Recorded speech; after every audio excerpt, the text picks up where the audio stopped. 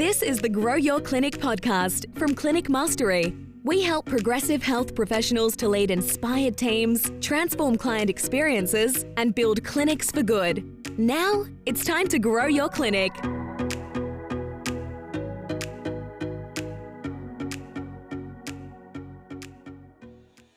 Welcome to the Grow Your Clinic podcast. My name is Ben Lynch. In this episode, I speak with Jacey Pryjma, the owner of Australian Children's Chiropractic Centre in Newcastle, Australia. With 14 therapists and several admin team members, Jacey has grown substantially over the last 3 years.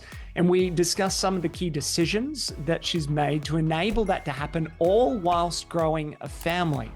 In fact, we go really deep on some of the hardships and challenges, the adversity that she's faced in her family and business in growing both of them at the same time. We also explore some of the practical things that she's done to navigate those challenges. The thing that really resonated with me as Jacey was talking was how intentional she is at using their values to make decisions. Not that she does it perfectly, she'll admit that, but that is the anchor point through which every decision is made so that on balance, they create a really intentional and purposeful life, business, and family unit. Let's pick up the conversation with Jacey now. You just described to me how your personal lack of income over the last few years has been an investment in the business to help grow it. Can you expand on that and help listeners understand what you mean by that? Because it's very hard to grow your business and also take care of yourself at home. So tell us a little bit more about that. So I guess being a female in practice with a young family and having children along the way, I've had to make some pretty big decisions on how I was going to progress through this time. So it was my choice to have a practice, my choice to essentially have a bigger practice with the dream of having a big team. And for me, I really had to make sure that I was investing in myself and my family in various means, but unfortunately the finances wasn't one of them. Yeah. But we were investing in different ways. So making sure that I had support at home. I have an incredible husband who is very, very hands-on. So having active conversations around what I needed support with. So, say I might need to do some computer work at home. I can't have the kids on top of me while I'm doing that. And even though they want mum so much, they have to be out. And so there was periods of time that it wasn't feasible for that to happen. So I would have to go to the office or to a cafe, or my husband would have to take them out for a baby Gino. So that was one part of it. But another part is really making sure that we had the care that we needed for the kids. I'm a big believer in staying at home as much as possible and supporting a really slow childhood. And so shipping off to daycare every day wasn't in our family value set. And so we invested in nannies. And so that came as a big cost, of course, for our family, but it allowed me to continue to tick over things at the business, to be present enough there, but also present enough at home, knowing that I had full control of my children's days and what they were eating and what they were up to and the exposures that they were having, so I could then be fully present in my business. So that was a big part of that, as well as having a cleaner once a fortnight or every 3 weeks. That was another big part of being able to take care of our family. And that was a very conscious decision as a family to do so, to really facilitate me to actually have some kind of separation with home and business. And from there, making sure that I then had the capability of not taking too much of a wage so I could continue to invest the finances that I would have generated otherwise back into the business. So I really saw this as a massive investment period for the family, but also knowing that when my head comes up above water out of this time, I will be able to progress forward, knowing that that business has actually already made some strides ahead and I can hit the ground running rather than having to backtrack and start again. Hey, just to interrupt the podcast for one moment. Did you know that one of the common challenges for a growing clinic is the inefficiency from scattered systems? You got duplicates everywhere. No one knows where to find any of the information they need for policies, procedures, or training, and it creates a bottleneck always coming to you as the owner or a leader of a clinic to have to know where everything is and how to do it. Well, that's why we created a tool called Allie. It is your one place, your source of truth for all policies, procedures, training, and performance. It plugs into your patient management system and is the storehouse for all of the important compliance docs that you need to have to run a good business and have your best practices documented, shared with your team, and importantly, acknowledged by your team. Yes, you can even track, have they read it for any auditing or compliance purposes. You can head over to allieclinics.com and you can test it out for an entire month for free. No credit card down. There's like literally no risk. Give it a crack and I'm sure you'll love it. And reach out if you need any help in systemizing your business and streamlining those things so they're no longer scattered. Right, let's head back to the episode now. It sounds like you've been, super conscious about how you want it to work and set it up. Talk us through some of the challenges in maybe the earlier days in making that work in the way that you had thought about it, because finances are a real constraint. Time is a real constraint. What were some of the challenges in being able to bring that version of family and business to life? Yeah, look, to be honest, a lot of emotions and frustrations.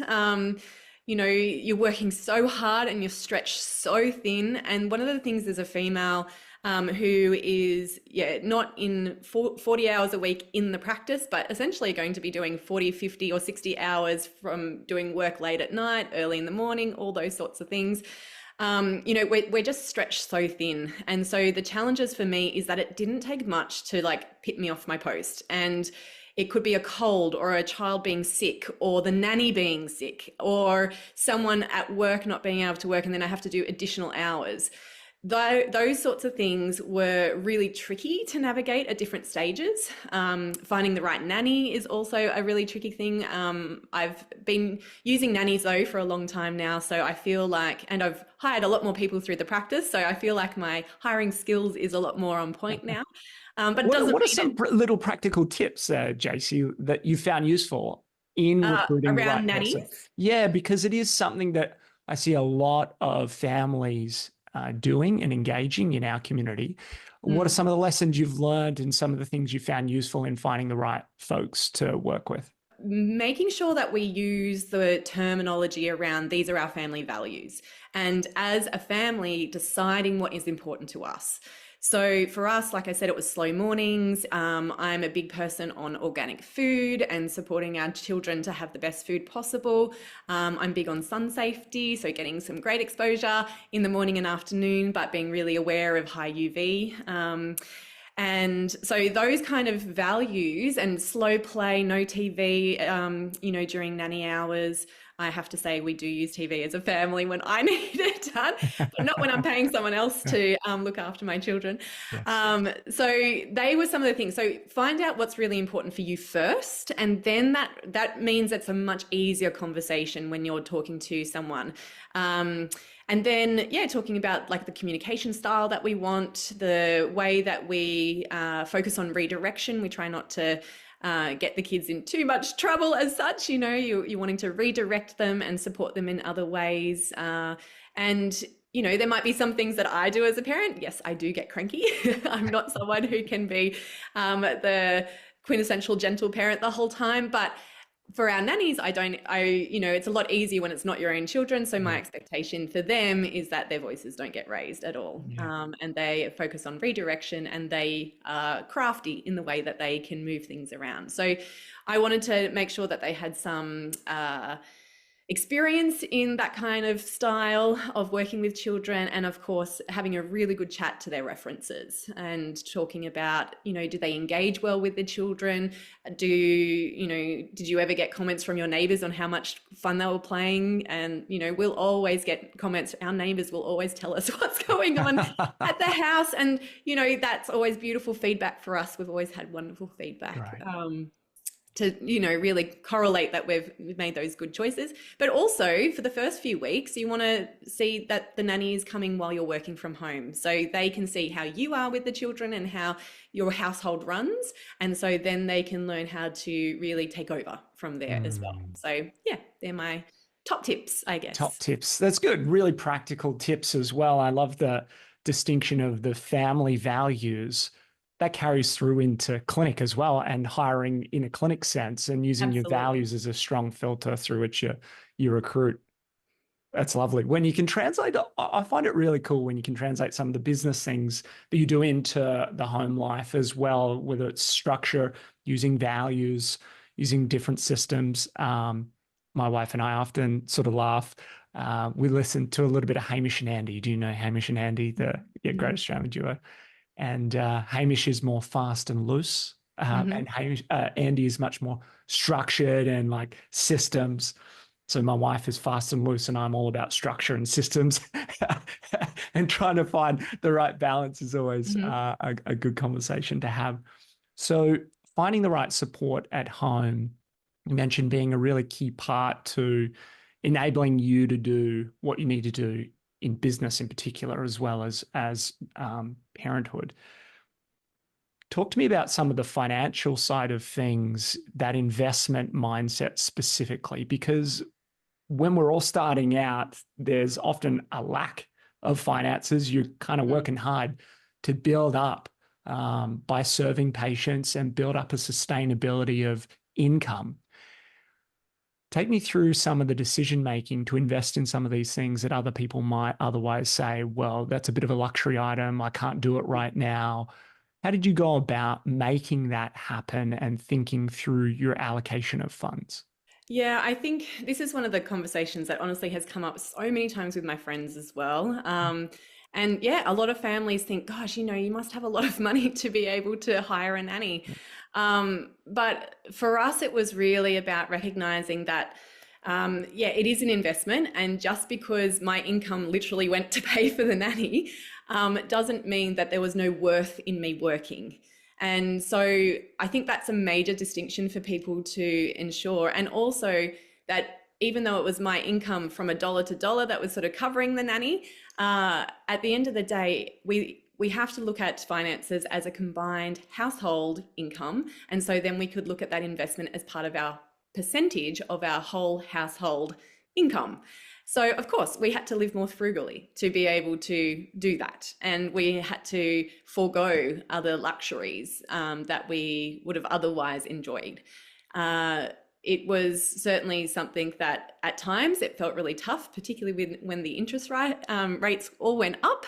That was a really hard conversation to kind of realize that, okay, we've really hit a point where it's actually now not viable. So what do we need to look for? So then we looked for a home daycare with a small amount of children who had the same values, who just happened to be around the corner, who just happened to be wonderful, And so we were able to progress into a new stage of living, and my eldest went to school. So that also made things a little bit easier. So knowing that this is a season and that the children will grow, their needs will change, that was also part of our investment, decision making.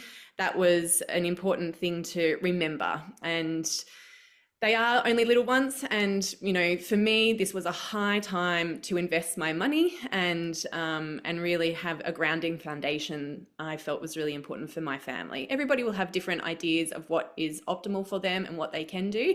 And I'm just really grateful I was able to, essentially fund the world that we needed here. And it was really only over the last 2 years that we had to do that, really kind of more tough.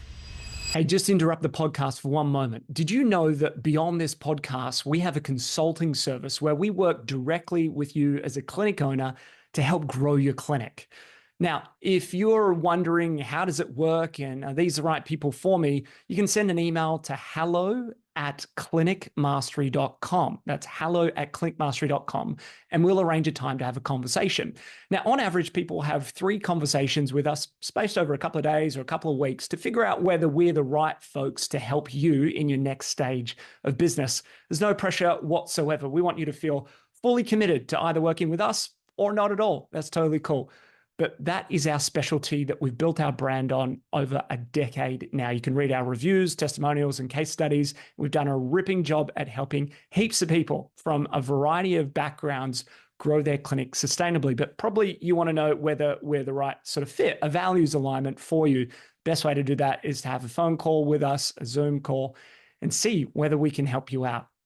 Send us an email, hello@clinicmastery.com. Let's arrange a time, see whether we can launch you into the next stage of your growth. All right, back to the episode. You mentioned that it was a bit of a, and has been a bit of a roller coaster in emotions at various times. I think maybe that's just life. It's definitely business. One thing I hear a lot of clinic owners say to me is that they feel some version of like guilt when they're maybe away from family, or they're putting in the time, because ultimately they're like, I'm doing this for my family or for my kids, so they can go to the right schools or that I can provide for them.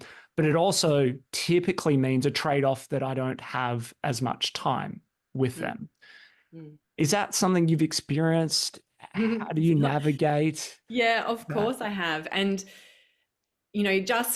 so we had some changes in staffing this year that was really disappointing and tough. And it meant that my little guy had to go in care 4 days a week rather than 3. And the tears I had in that moment was so massive. I felt I was failing as a business owner because I had to step in more. I felt like I was failing as a mother because I was, leaving my child.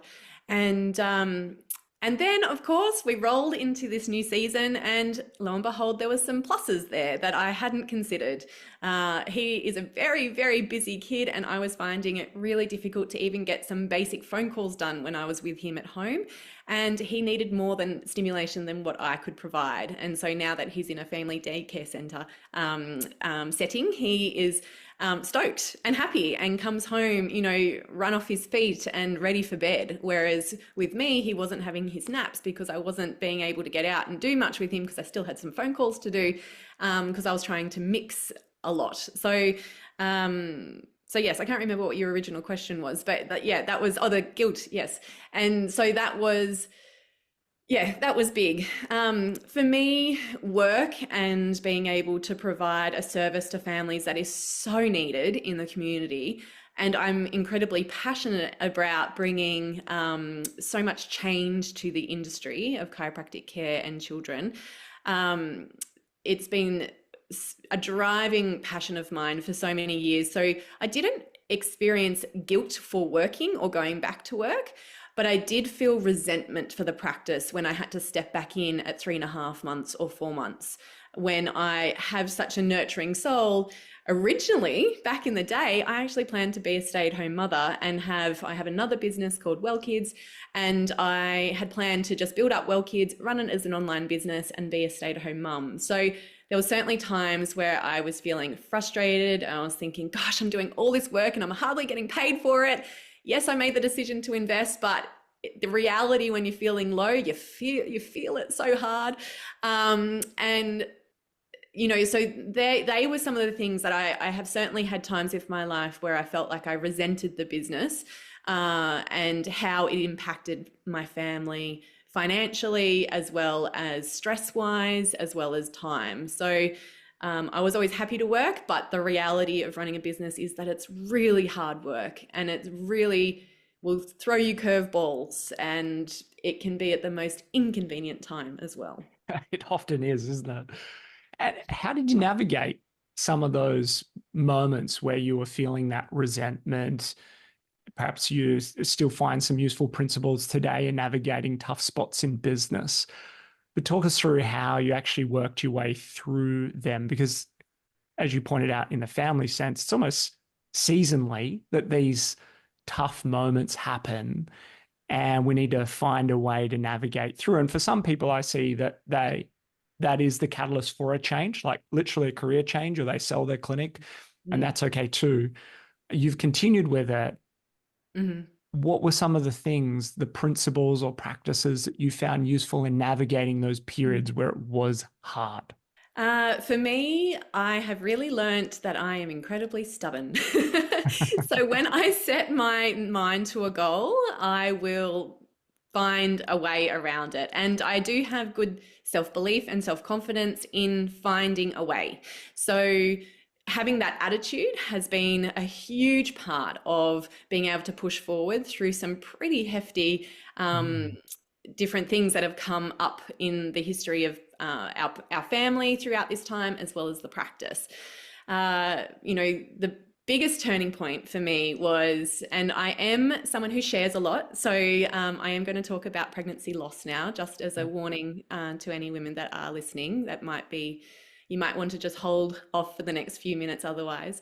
But I did have a moment where I had a beautiful associate who was offered an opportunity to take over a practice, but at the same time managed to hurt her finger. And that meant that she was out of practice. And in the middle of all of that, I had a miscarriage.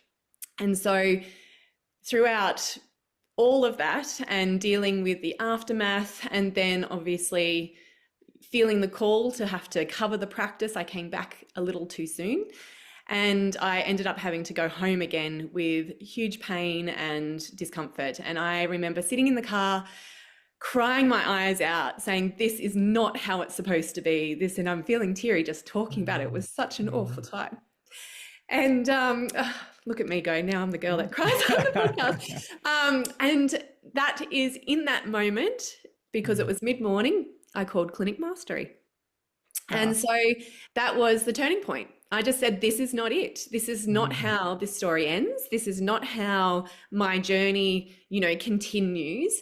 This is not okay. I don't have breathing space to even have a health crisis as such.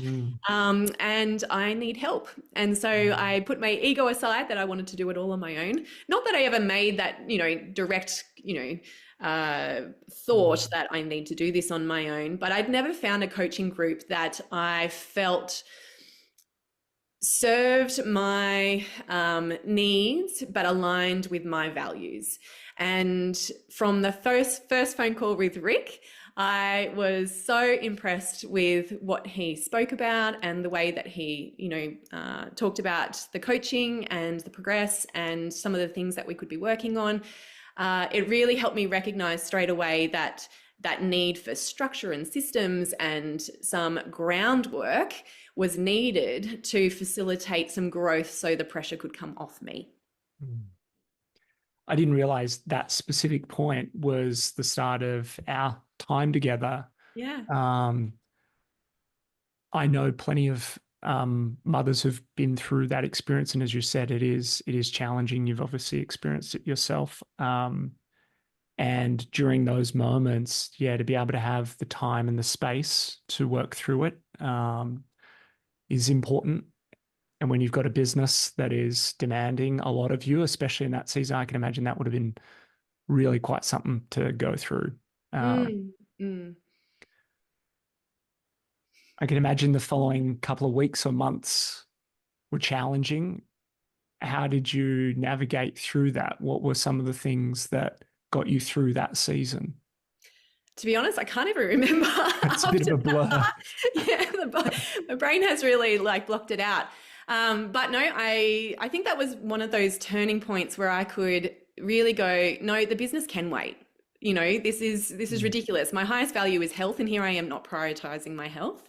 So that was a big part. But I started coaching with the gorgeous Kate, and she having a female coach as well, I think at that pivotal time was just so important.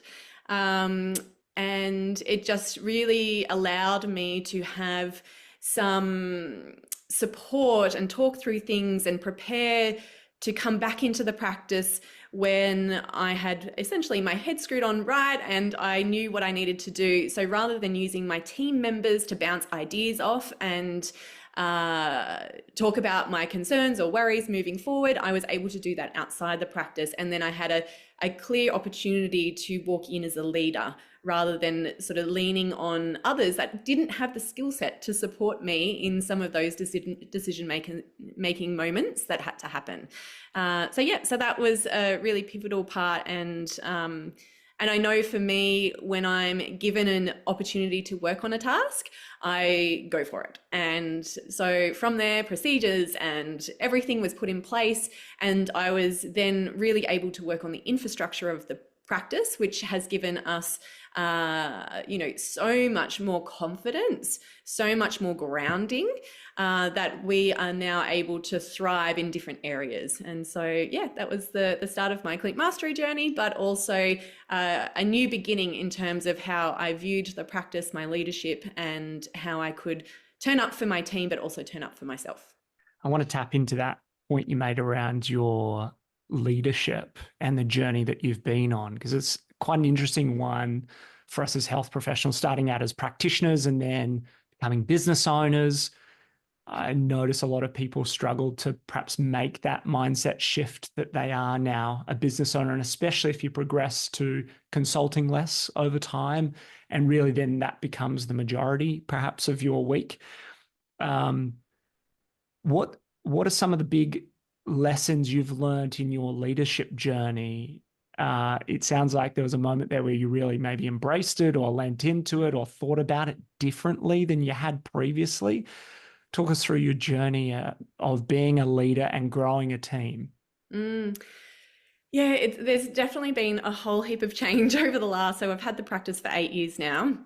Those first 5 and a bit years, I was on my own, and then I've been with Clinic Mastery, I think coming up to 3 years now.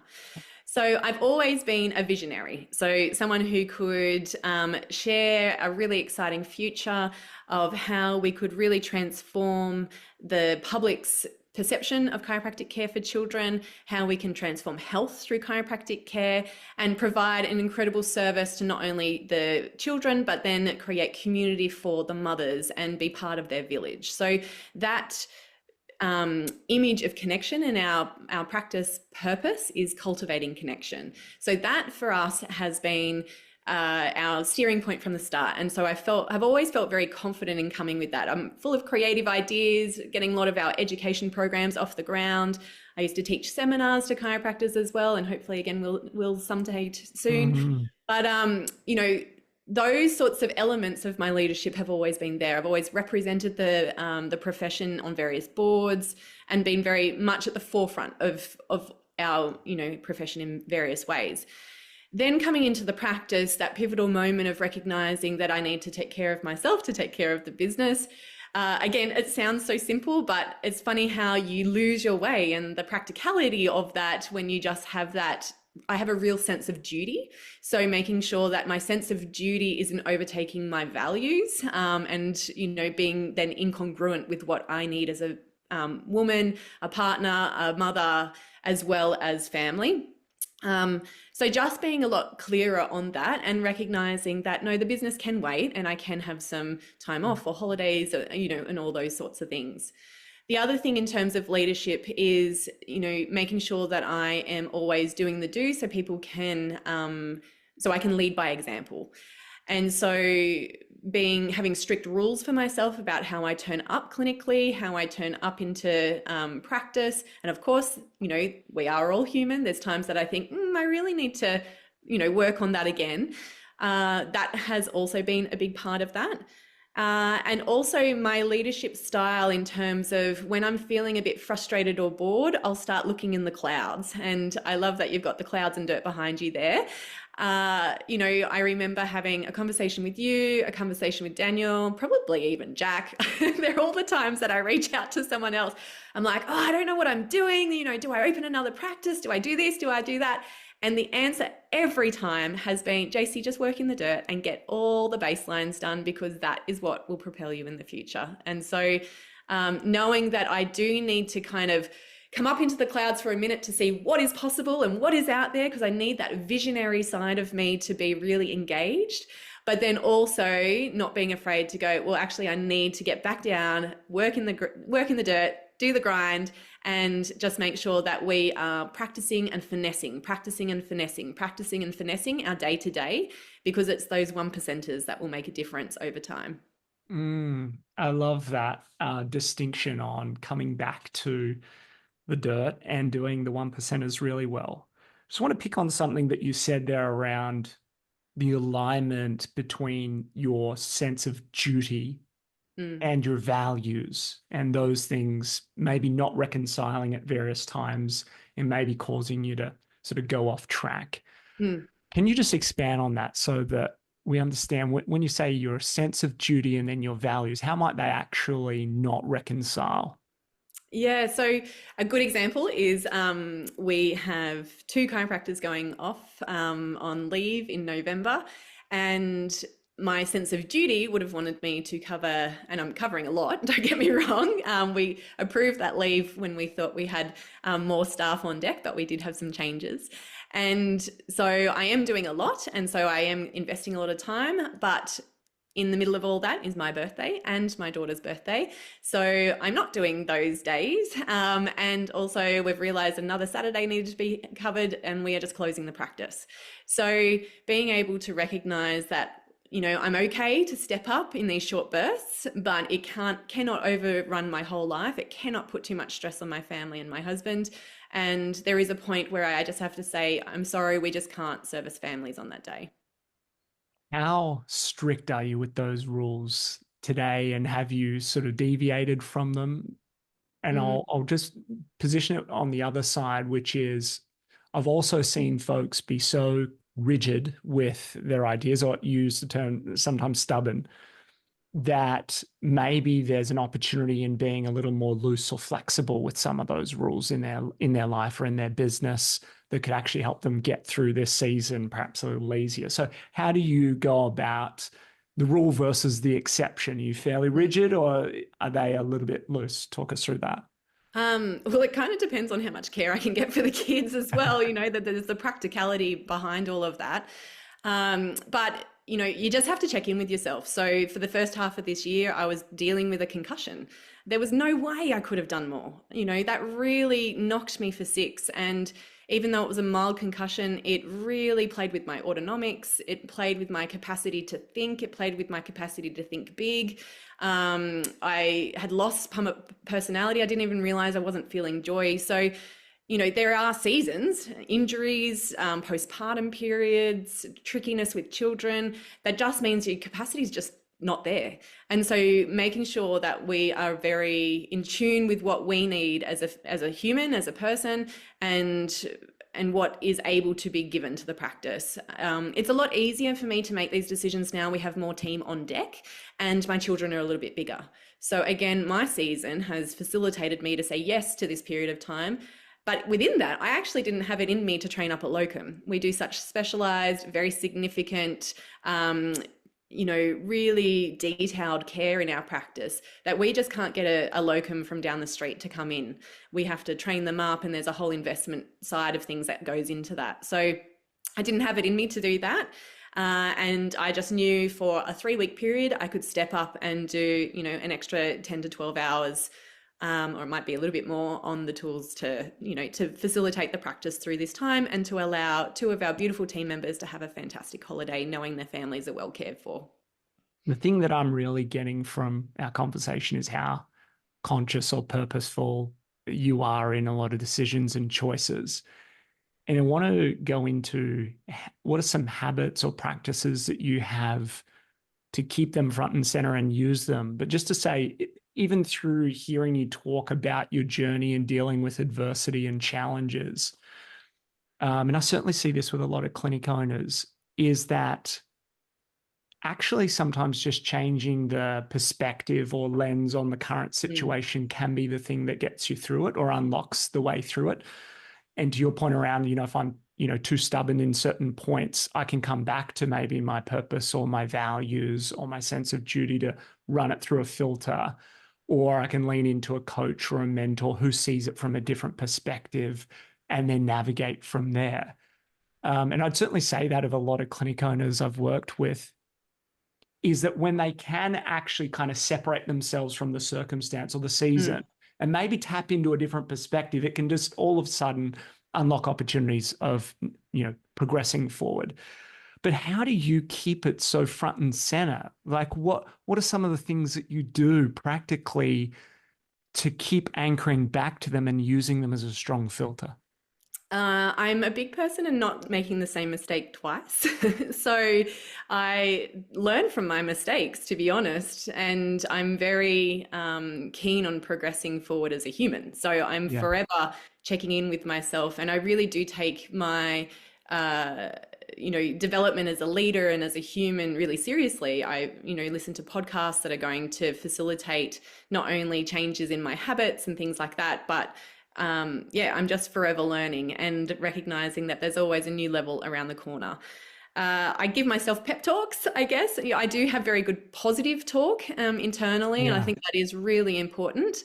I remember when I was younger, I used to kind of give myself these internal high fives because I did 2 or 3 tasks in an order that saved me 5 seconds. So I think, I've had this kind of, yay, go you kind of thing on the inside. Nice. And look, and I don't think there's enough of that. I think that we, for whatever reason, whatever backgrounds, that is very difficult for some.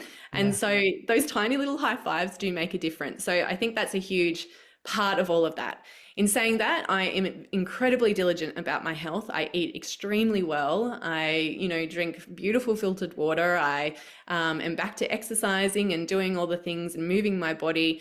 We have a house chemical free. I love all my wooden toys. I live a very conscious, wholesome life, and that gives me great stability. And I've had to make a lot of those decisions to facilitate my health along the way. So I've had to learn a lot of, rules and, things to live by personally. And that strength and diligence has certainly come through into my work. I do reporting every week in Slack, so that makes me ensure I'm across the numbers to the rest. And you report to your team or to yourself? Yeah, so I report to the team. So we have a leadership one, but then also to the full practice, so we can celebrate wins and those sorts of things. Just talk us through practically. I know you hit me up around some practicalities of Shane Davis's diary as an example. We'll have him on the pod. For those listening in, I'm sure they're going, yeah, but what do you do in that? Like, what do you put in a report? What do you post? What's part of a regular makeup of a announcement or update to the team? Yeah, so we use a traffic light system, which was introduced to me through you guys.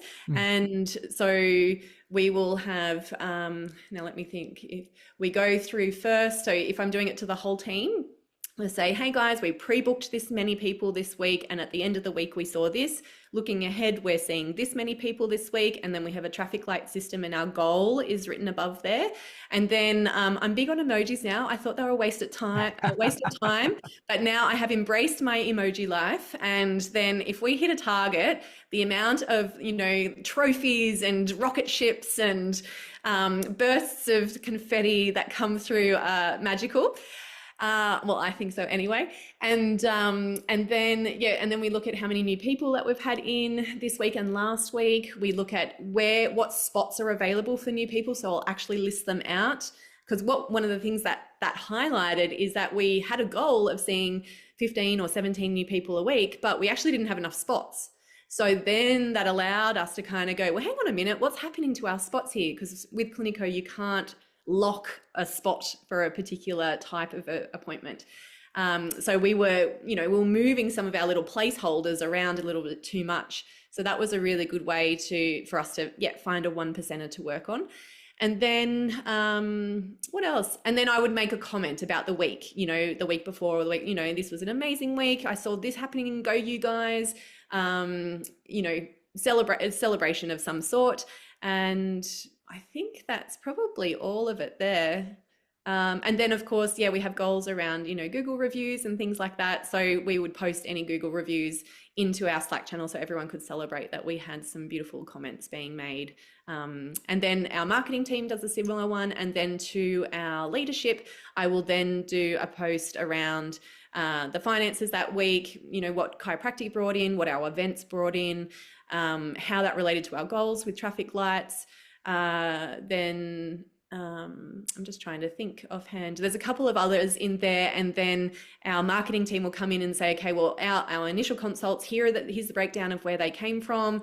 This is what's going on. And then our CA, the chiropractic assistant team leader, will come in and say, okay, well, this is what I saw happening on the front desk and why, I feel like these numbers might be, related to that.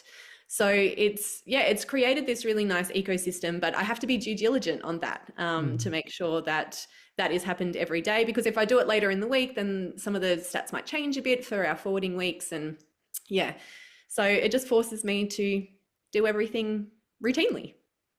It's a great routine to have. Keeps you across what's happening and making informed decisions. What's awesome to hear is how your team celebrate the progress, achieving the milestones or the goals. For those clinic owners that are listening that haven't got this, or maybe they've tried a version of it and hey, the team didn't react like that. What have been some things that you've done that you found useful in getting your team members on board when it comes to talking more of those performance numbers, the performance side of their role? Because sometimes practitioners, clinic owners can feel like it's a little bit at odds with taking care of patients and getting great patient outcomes when we all of a sudden start talking about business outcomes and the performance of the clinic overall. So what are some of the things you found useful in getting your team on board with performance numbers? I think for us, company culture, of course, plays a huge role in this, in how we show up for each other in person and online through Slack. But genuinely, the changes that we see in our families. And so we'll often be sharing magical stories of, what we have seen in practice with each other and with our family's permission, of course. And so, making the distinction, I don't talk about finances so much with the whole team. I talk about that with leadership, and we talk about numbers and the value that we're providing to the community. So when we see a goal and we're hitting a new magical goal, then that allows us to kind of go, wow, like we're really making an impact here. And, the other week we had 24 new clients book in 1 week, and all of us were just sitting there going, oh my goodness, like we have hit that point after 8 years of so much hard work here in Newcastle. A post on Facebook asking about which chiropractor to take your baby to has 90 comments. So, and all of them positive.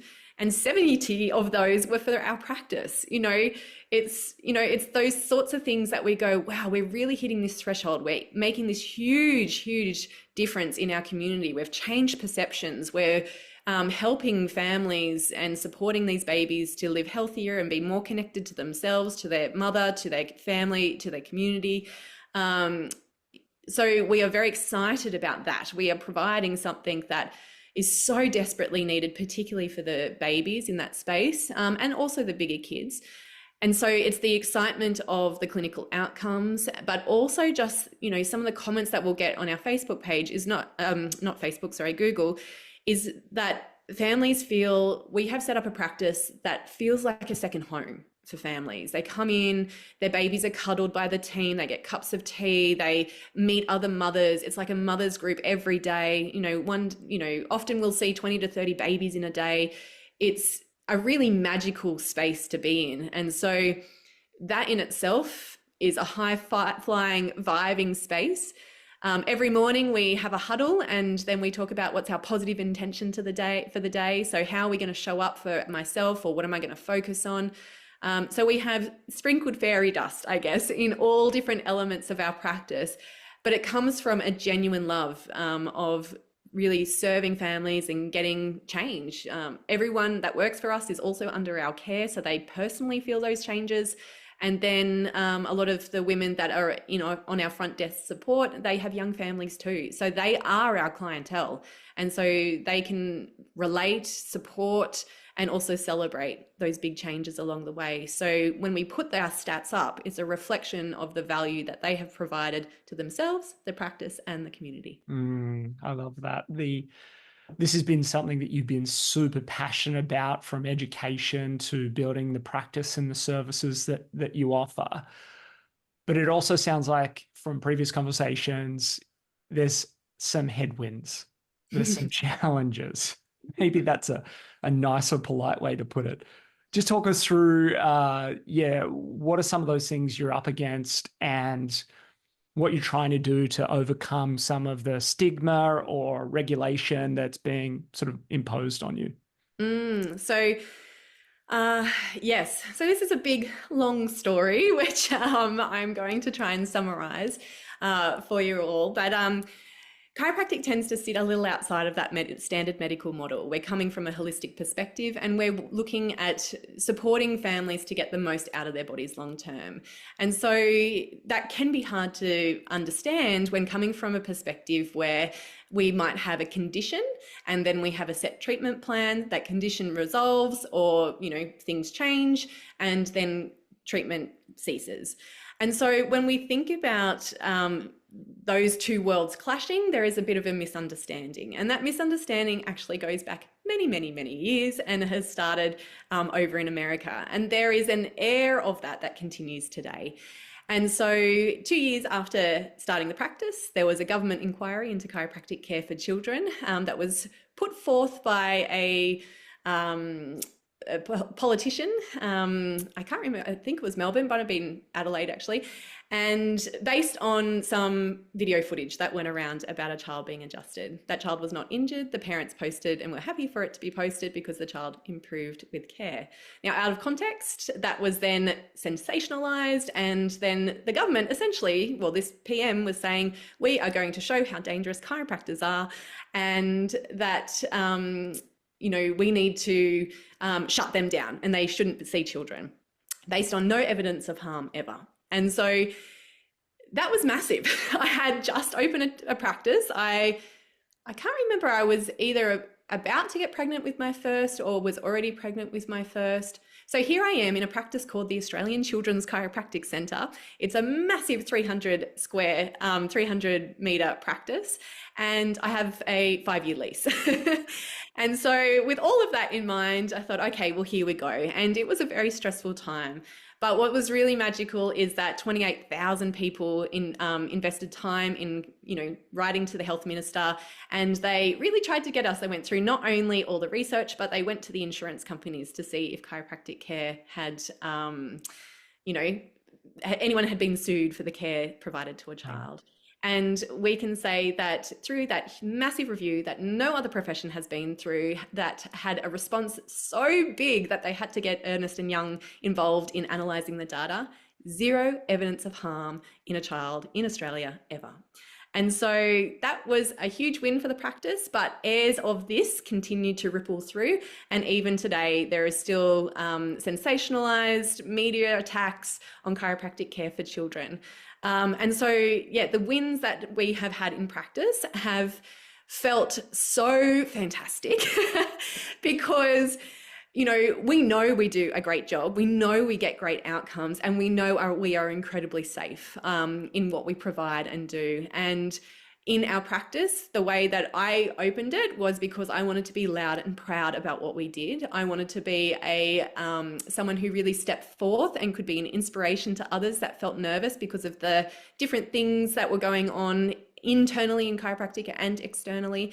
And I wanted to just go, no, this is what we do, and I'm really proud of it. So we are incredibly diligent with our examination. We are incredibly documentative in our approach. Every family goes home with a handwritten, not a handwritten, but a personalized typed report, and we redo those reports along the way. And the work that we have put in, the hours of report writing that chiropractors don't really do, that we have put in has made incredible change, and it has meant that we have been able to increase communication and confidence in the process that we provide and the care that we provide, and has, I honestly believe, completely changed the whole area around chiropractic care for children and beyond. We have people that travel huge distances to see us now because of, the confidence in what we do, and also the incredible reviews and recommendations from other families.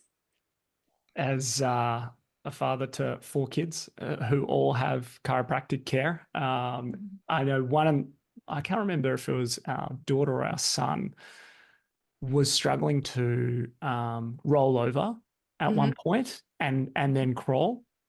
And after one visit, they were able to roll over the other way and then started crawling about 2 weeks later. You're like, wow, it all just kind of clicked, and it was fantastic to see that they all still do it. So I'm with you on that, preaching to the converted.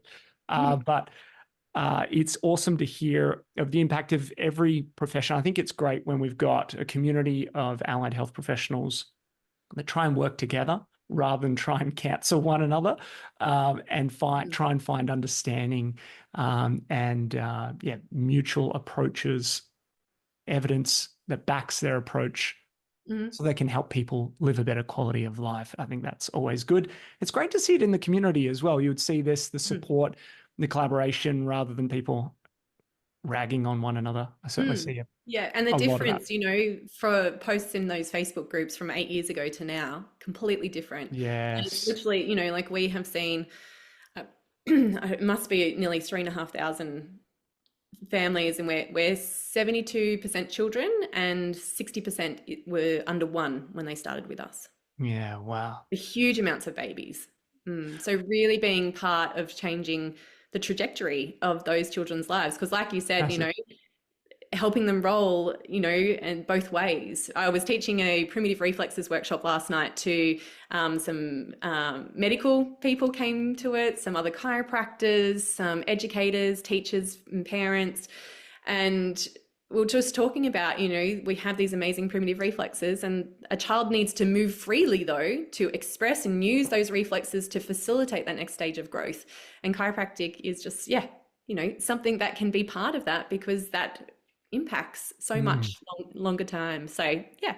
That's great to hear. I'm keen to hear what's next. We've spoken a little bit about clouds and dirt, but before we do, you spoke a little bit about your CM journey. What have been some of the things that have been most impactful, and things maybe you wish you knew at the start that maybe would have helped you a little bit more? So what's been most impactful for you, and what are some of the lessons that you've learned?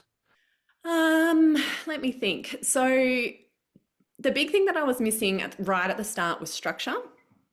And we got so busy, and I was reliant on, we had the same amazing team essentially from day 0 through to year 5.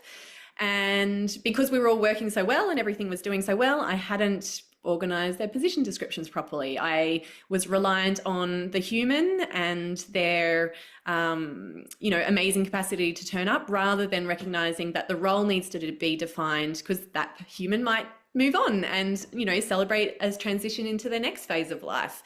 And I always had the philosophy that I wanted to celebrate people that left, like celebrating, not that they're leaving, celebrate their next stage and their transition, because I recognize that their role with me is a chapter in their book, and I want that chapter to be amazing, and I want the start, middle, and the end to be amazing. And no matter when that chapter finishes, whether it's a year, 6 months, 10 years, I wanted to ensure that we were very conscious around that. Now, to have that conversation though, some things and structures need to be in place. And so the biggest thing I think so I always knew I needed position descriptions, but I hadn't learnt to allocate the time appropriately to do it. I was too busy in the dirt to just get my head up to get some of that foundation. So I guess helping me realize that I needed to do that was a big part. And then the next transition came when I really learnt around recruitment and always hiring, and recognizing that I needed to create an ecosystem and a pathway to facilitate new team members to come along. So that was another huge eye-opener. I was like, oh, of course. Why hadn't I thought of that before? And getting that started, that was a big part.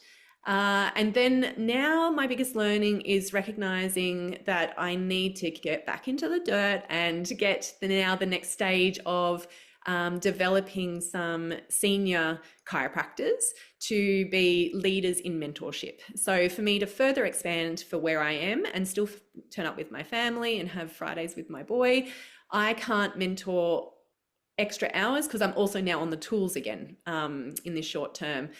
So I need to develop team members that can take on that mentoring in a way and a process that I want for the practice. So that now all needs to be defined, and we need to continue to build out our hub essentially for our guidelines and procedures already, policies are in there, procedures are continually being updated. So I think they're the main things. And it's really nice now. Like I can be at home and know that I don't have 10,000 things on my list because all the things are allocated to either humans or for me in a timeline. So I don't have this waking up 2 a.m. and being up for an hour because my brain starts racing and I can't settle down. So that's sort of the outcome of getting those structures in place, is that I can compartmentalize a little bit easier, but also have the confidence that I know when I am going to work on something and when that's coming up. So that as a mother has freed me up to be a lot more present with my family as well and show up for them in a better way rather than trying to do multiple things at a time. That's a great point. I actually remember having a conversation with a dad in the community, and one of his big goals at the time was just to be more present when he is with the kids. It's like, I've got plenty of time, but when I'm there, I'm not there. And so that was one of the things that we focused on for 3 months as he was working through a whole bunch of changes. So I love that you point that out. As we put a wrap on this episode, I'd love to know what's next. What does the horizon look like? You said you're visionary. You like to think big and zoom out. You've made some wonderful gains over the last few years, and especially since starting. But what's next? How do you look to the future? Well, if I go back to my original plan, I was supposed to have a practice in every capital city by now. And then I realized how hard it was to run a practice and have a family and birth babies and breastfeed and all the parts of the puzzle. So I've kind of tapered back a little bit on that, in that dream, just a little. I would still love to see that come to fruition, but it might be something for my 50s. What is next? Like I said, working on leadership for the team. So that next layer in the clinical side of things, working on that.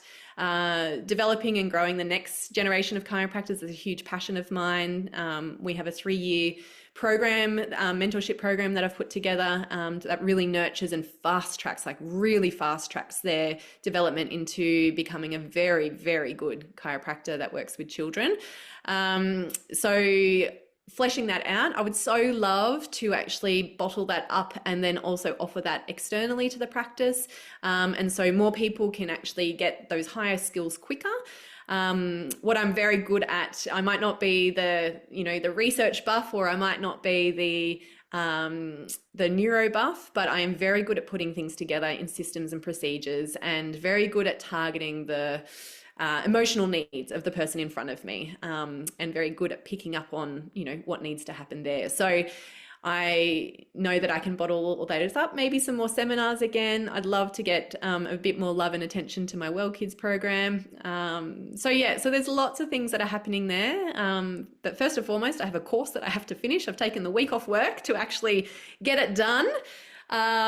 Which sadly I recognize it's not going to be all done in this week, but I'll keep trying. So I'm trying to tidy up some loops at the moment, so then I can have the freedom and the headspace to move on to the next things. And it is frustrating for a mind of mine who wants to go and do all the fun things, but no, I have to stay in the dirt and do the work. Stay in the dirt, do the work. What I love from this conversation is that there are seasons in life and in business that saying this too shall pass, whether it's hardship or you're absolutely crushing it. There's just these different seasons that require a different level of skill set, a different perspective, a different system for you to sustainably progress. Not that we don't believe there's any sort of absolute version of success as a clinic. It's your version of success. Just know that over time, as you progress, you need to level up. And I think that's probably one of the things I've really heard today in the conversation, and seen a lot as well in speaking with clinic owners, is that when you're playing such an infinite game, a long game, it helps you come to terms with where you are today, because nothing worse than going, it'll be all okay when I recruit this person in 6 weeks from now, everything will be solved. It's like, then you got all these other challenges of onboarding, training, retaining, etc., or insert any other milestone in your journey. So what I love is your point to anchor back to purpose and especially your values that sort of permeate home life and business life as well. Jacey, thank you for sharing so openly. I'm sure we'll do another one of these in the future, but really appreciate it. Thank you. Thanks for having me. Such a pleasure. All right, we'll catch you on another episode of the Grow Your Clinic podcast. Head over to clinicmastery.com for all the show notes and a whole bunch of other free goodies to learn how to grow your clinic sustainably. All right, we'll see you on another episode very soon. Bye for now. Thanks for tuning in to the Grow Your Clinic podcast. To find out more about past episodes or how we can help you, head to www.clinicmastery.com/podcast. And please remember to rate and review us on your podcast player of choice. See you on the next episode.